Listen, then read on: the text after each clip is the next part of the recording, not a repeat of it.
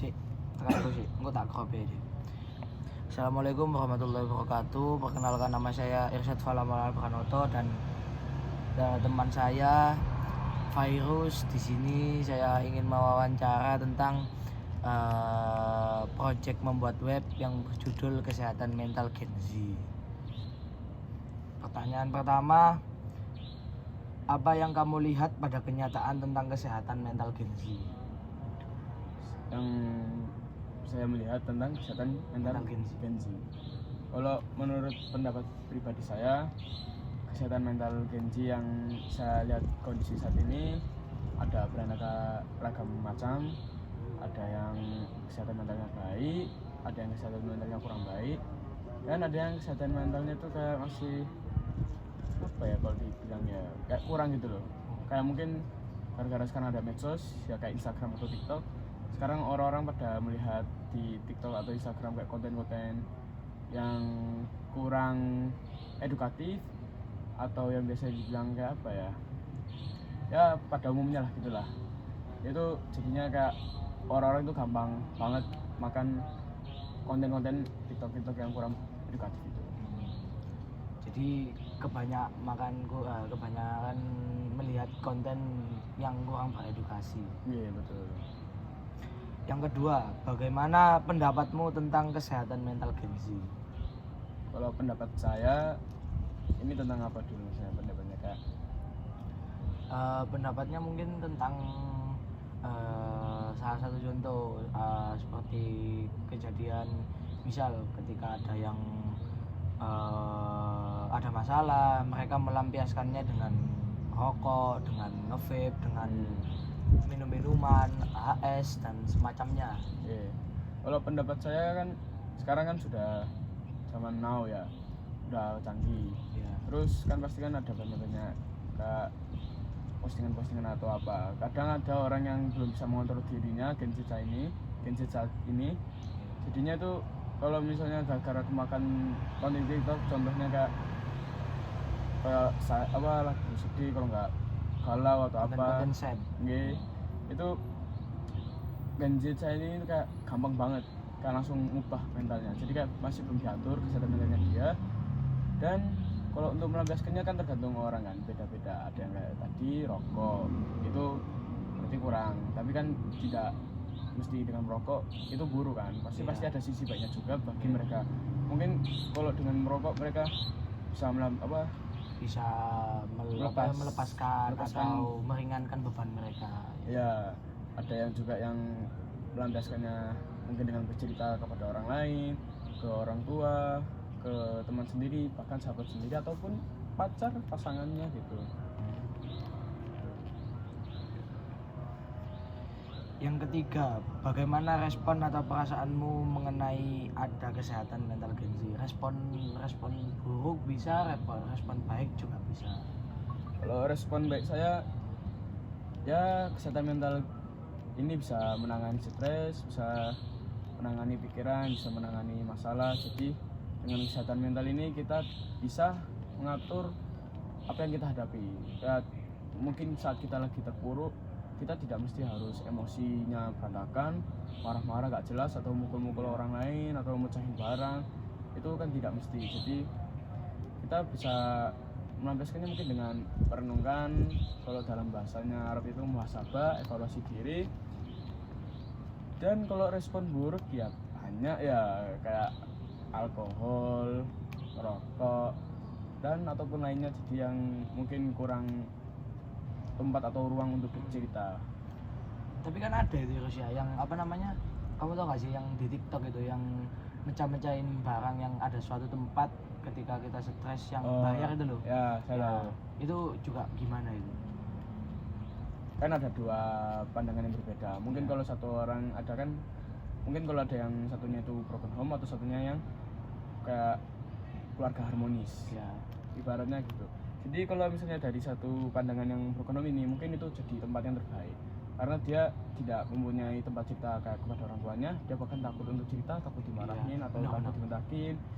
Jadi dia tuh menemukan tempat yang baik, meskipun dia harus membayar 30 atau berapapun nominalnya, dia akan membayarnya untuk meluapkan emosinya, untuk meluapkan kemarahan atau yang dia hadapi saat ini masalahnya. Kalau untuk keluarga harmonis mungkin kalau yang kayak gitu kurang kerjaan, membuang uang, kita bisa bercerita atau bahkan curhat kepada Tuhan kita. Iya.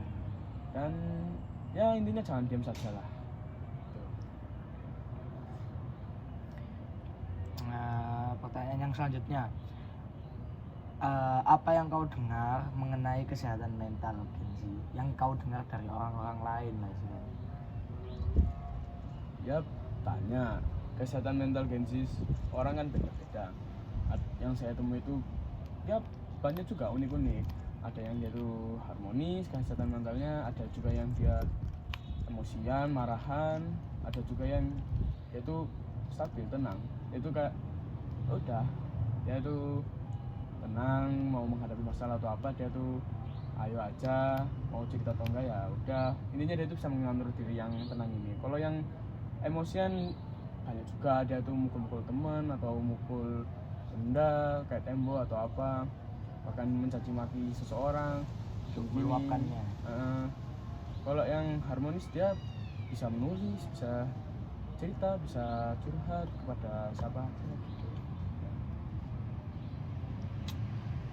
Pertanyaan yang selanjutnya, apa yang kau keluhkan atau ketidaksukaan atau ketidaknyamanan dirimu tentang kesehatan mental, Kenzi? Ya terkait ini saya hubungkan dengan TikTok atau Instagram ya. Jadi Iya. pasti banyak banget akun-akun Instagram atau TikTok yang memasang kata-kata galau. Dia itu menjadi, kalau ada orang yang lagi terpuruk, dia melihat kata-kata itu menjadi sangat galau, jadi sangat sedih, dia tidak menemukan semangatnya atau putusasanya. Tapi ada kadang baiknya juga akun seseorang kayak dia tuh menumbuhkan semangat. Jadi kayak ada quotes yang baik, yang bagus, tidak mulu-mulu set terus, tidak mulu-mulu galau terus. Jadi ya tergantung kita sendiri mau mengambil yang mana. Ya memang benar, dan sekarang kan banyak kayak akun-akun di TikTok, akun-akun Instagram yang ketika kita membuka atau nge-scroll videonya, mereka memberikan kata-kata yang sekiranya mungkin membuat kita lebih jatuh atau lebih nggak punya harapan lagi untuk kedepannya. Ya seperti itu. Pertanyaan yang selanjutnya, apa yang kamu harapkan dari adanya kesehatan mental ini? Mental gini. Ya yang saya harapkan ini kesehatan mental ini, semoga orang-orang yang lagi terpuruk atau apa, dia tidak gampang kemakan sama konten-konten kayak gitu. Dia bisa bercerita, dia bisa lebih baik, bisa grow up, tidak melulu di situ terus, tidak melulu stuck terus. Jadi dia tuh namanya hidup harus berkembang terus, gak bisa stuck. Hari ini biasa, berarti besoknya harus lebih baik. Jadi ya saya harapkan dari kesehatan mental ini semoga kayak kalau diomong itu ya bingung juga sih omongnya, kayak kesehatan mental ini ya ininya gak gampang dibodohi lah sama konten-konten di medsos. Jadi setelah wawancara ini kan ya, saya juga istilahnya mau membuat project tentang sebuah web tentang kesehatan mental. Ya. Jadi nanti di sebuah web itu istilahnya sama, ya nggak sama persis juga, tapi mungkin ada beberapa meniru sedikit dari web psikolog yang lain, seperti misal itu tadi kita memberikan kata-kata untuk yang lebih semangat seperti saranmu tadi, agar tidak lebih menjatuhkan seseorang juga. Yang kedua, mungkin dalam web itu tersebut nanti saya akan sediakan untuk bagaimana sih caranya agar kita tidak ketika kita mempunyai masalah, kita tidak meluapkan dengan hal-hal yang buruk seperti itu. Jadi saya membuat tutorial juga di situ. Dalam web itu nanti saya membuat dari segi desainnya, dari segi pemahamannya, saya membuat agar orang itu menarik dan semangat untuk membaca dan mempunyai inisiasi untuk berubah. Jadi apa manfaat yang kamu rasakan dari mungkin misal kamu terkena masalah atau terkena kasus kesehatan mental Genji itu tadi, dan saya membuat web itu tadi, mungkin apa yang kamu rasakan dan apa yang kamu manfaatkan ketika kamu menggunakan web tersebut?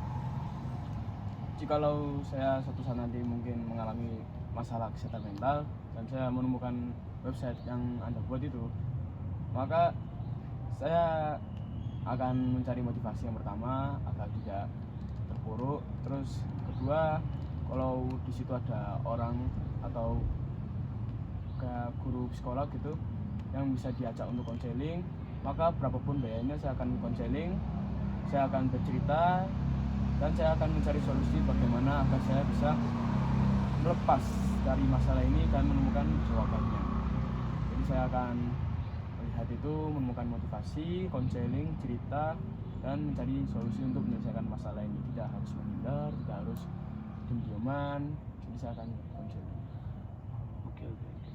Berarti dari sekian banyak wawancara, Virus sudah memberikan yang terbaik, dan dari saya selaku pewawancara pamit undur diri, dan Virus sebagai yang diwawancara juga undur diri. Wassalamualaikum warahmatullahi wabarakatuh.